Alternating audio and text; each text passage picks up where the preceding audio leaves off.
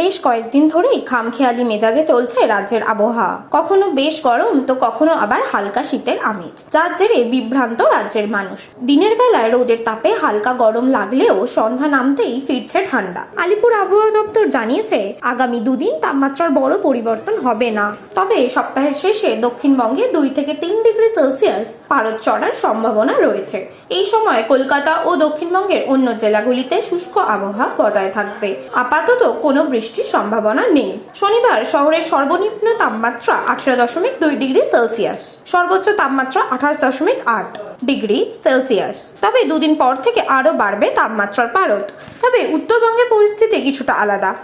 দার্জিলিং, কালিম্পং, জলপাইগুড়ি, আলিপুরদুয়ার জেলায় বজ্র বিদ্যুৎ সহ বৃষ্টির সম্ভাবনা রয়েছে। শুক্রবার থেকে বৃষ্টি শুরু হওয়ার পূর্বাভাস আছে, যা চলতে পারে আগামী বৃহস্পতিবার পর্যন্ত। তবে সোমবার বৃষ্টির সম্ভাবনা কিছুটা কম। কিন্তু শনিবার উত্তরবঙ্গের এই 4 জেলায় জারি করা হয়েছে হলুদ সতর্কতা।